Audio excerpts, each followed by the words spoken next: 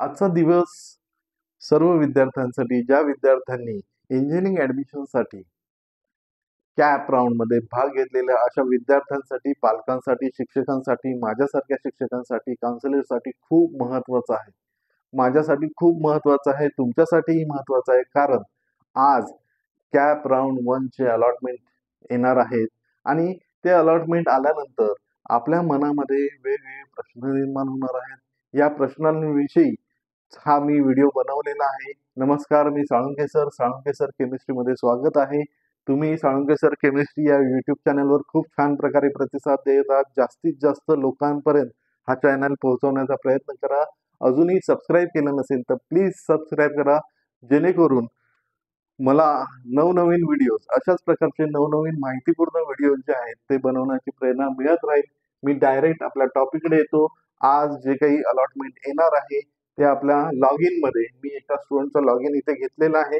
इथे log in मध्ये left साईडला आपल्याला तो ऑप्शन दिसणार आहे आणि तिथे आपण आपला जे काही लॉग इन क्रेडेन्शियल्स आहेत ते ऍड करून आपण ते लॉग इन पाहू शकतो. म्हणजे आपलं जे काही ऍप्लिकेशन आयडी असेल, बर्थ डेट असेल ते असं. मग इथे इथे आपली जी काही वेबसाईट आहे सीईटी सेलची, त्या वेबसाईट मध्ये सुद्धा इथे लेफ्ट साईडला प्रोव्हिजनल अलॉटमेंटचा लिंक येईल. तिथून सुद्धा आपण ते चेक करू शकतो. आता प्रोव्हिजनल अलॉटमेंट कॅप राऊंड 1 ची आल्यानंतर जे काही प्रश्न निर्माण होणार आहेत ते प्रश्न असे आहेत की फर्स्ट ऑप्शन मिळालं तर ऑटो फ्रीज होणार आहे. ते विद्यार्थी कॅप राऊंडच्या बाहेर पडतील, कारण ऑटो फ्रीज झाल्यानंतर त्या विद्यार्थ्यांना ऍडमिशन घ्यायचंच आहे. पण अदर दॅन फर्स्ट ऑप्शन जर मिळाला तर त्या विद्यार्थ्यांसमोर अनेक पर्याय असतात.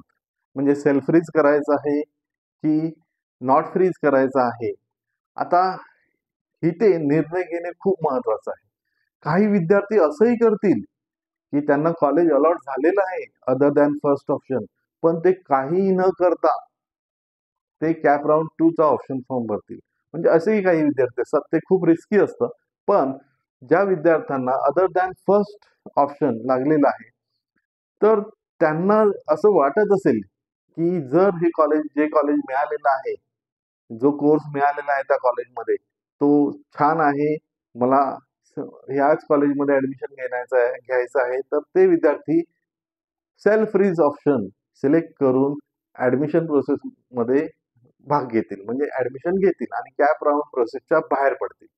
पण ज्या विद्यार्थ्यांना असं वाटत आहे की मला हे जे कॉलेज मिळालेलं आहे ते कॉलेज मला रिझर्व ठेवायचं आहे, म्हणजे ही सीट जी आहे ती रिझर्व ठेवायची आहे आणि मी बेटरमेंट करणार आहे, अशा विद्यार्थ्यांनी नॉट फ्रीज ऑप्शन चूज केला पाहिजे आणि बेटरमेंटसाठी कॅप राऊंड 2 चा ऑप्शन फॉर्म व्यवस्थित भरला पाहिजे.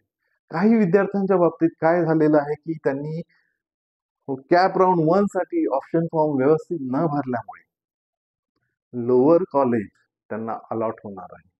कारण अप्पर कॉलेज ते लोअर कॉलेजच्या खाली गेलेलं. आता ते विचारात पडतील की आता हे जे लोअर कॉलेज मिळालेलं आहे त्यापेक्षा ते जे अप्पर कॉलेज आहे ते वर आणूया, क्रम बदलूया. मग यामध्ये जो ऍडवाइस आहे, सल्ला जो आहे, एक सल्ला बहुमोलाचा ठरतो. आणि माझ्यासारखे काउन्सिलर, एक्सपिरियन्स काउन्सिलर जे आहे ते या रोलमध्ये फिट बसतात की जे सांगू शकतील की तुम्ही काय केलं पाहिजे. तुम्ही जर व्यवस्थित काउन्सिलिंग घेतली असेल काही प्रॉब्लेम नाही. पण जर माझी तुम्हाला पर्सनल काउन्सिलिंग जॉईन करायची असेल तर मी तुम्हाला एक नंबर देतो. काही विद्यार्थी आणि पालक शेवटच्या दिवशी मला फोन करून सांगतायत, सर किती पेमेंट करायचे. त्या विद्यार्थ्यांना, त्या पालकांना अनेक फोन आले. ऑप्शन फॉर्म भरण्याचा पहिला दिवस, दुसरा दिवस, तिसरा दिवस. पण मला माझ्या विद्यार्थ्यांचे, जे माझ्याकडे अगोदरपासून आलेले त्या विद्यार्थ्यांचे ऑप्शन फॉर्म तयार करायचे असल्यामुळे मी लेट आलेल्या विद्यार्थ्यांना, पालकांना घेतलं नाही. हो, खरोखरच. आता मी तुम्हाला एक नंबर देतोय. तो नंबर आहे 9309992440. हा नंबर जो आहे या नंबरवर व्हॉट्सअप करायचा आहे. तुमचं नाव, तुमची कॅटेगरी, तुमचा आलेला मेरिट रँक, तुमचा जो काही कॅटेगरी मेरिट आलेली पहा, त्याचे PDF तुम्हाला सेंड करायचे आहे. MHT CET ची PDF जी आहे ती सेंड करायची आहे. मी तुम्हाला माझ्यातर्फे म्हणजे माझ्याकडून स्कॅनर पाठवेन. त्या स्कॅनरवर पेमेंट करायचं आहे. पेमेंट झाल्यानंतरच मी तुमची पर्सनल काउन्सिलिंग जी आहे ती स्टार्ट करेन. एक लक्षात ठेवा, इथे जो व्यक्ती व्हिडिओ बनवतो तोच तुमच्या सोबत कॉलवर बोलणार आहे, तोच तुमचे ऑप्शन फॉर्म साठी डिस्कशन करणार आहे. कॅप राउंड 2 साठी ऑप्शन फॉर्म कसा भरावा लागेल यासाठी गाईडन्स करणार आहे. म्हणून हा जो नंबर तुम्हाला दिलेला आहे, हा इतर कामासाठी वापरू नका. मी कॉल उचलणार नाहीये. पण जे विद्यार्थी, जे पालक आता पर्सनल काउन्सिलिंग घेतील, त्या विद्यार्थ्यांनी, पालकांना मी नक्कीच स्वतः कॉल करून त्यांच्याशी बोलेन. हे होतं पर्सनल काउन्सिलिंगचं. आता तुमच्यासमोर जे प्रश्न निर्माण होणार आहेत, ते प्रश्न येणार आहेत की सेल्फ फ्रीज करायचं, ऑटो फ्रीज करायचं की काही नाही करायचं.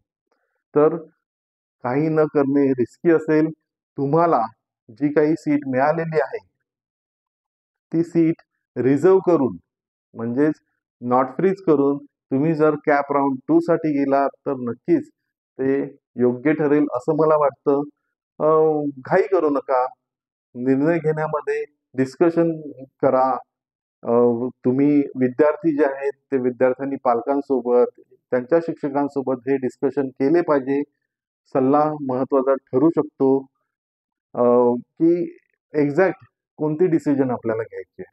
कारण आज जो निर्णय आपण घेणार आहोत ते आपल्याला 4 वर्ष ते इंजिनिअरिंग कॉलेज जे आहे त्या इंजिनिअरिंग कॉलेजमध्ये आपल्याला स्टडी करायचे आहे. 4 वर्ष खूप जास्त आहेत. म्हणजे आपल्याला जर योग्य कॉलेज जर मिळालं असेल, मिळालं नसेल, काहींना अलॉटच झालं नसेल, म्हणजेच ज्या विद्यार्थ्यांना कॉलेज अलॉट झालेलं नाही, टेन्शन घेऊ नका. मी सांगतो व्यवस्थित ऑप्शन फॉर्म 2 म्हणजे कॅप 2 साठी ऑप्शन फॉर्म भरा. हवी असेल तर पर्सनल काउन्सिलिंग घ्या, जेणेकरून या कॅप राउंड मधूनच तुमचं ऍडमिशन होईल. मी इथे थांबतो. तुम्हाला हा व्हिडिओ कसा वाटला तो एक लाईक करून मला कळवा, जेणेकरून मला असेच नवनवीन व्हिडिओ बनवण्याची प्रेरणा मिळत राहील. हा व्हिडिओ जास्तीत जास्त विद्यार्थी आणि पालकांपर्यंत पोहोचवण्याचा प्रयत्न करा. सबस्क्राईब केलं नसेल तर प्लीज सबस्क्राईब करा. मी इथे थांबतो. धन्यवाद.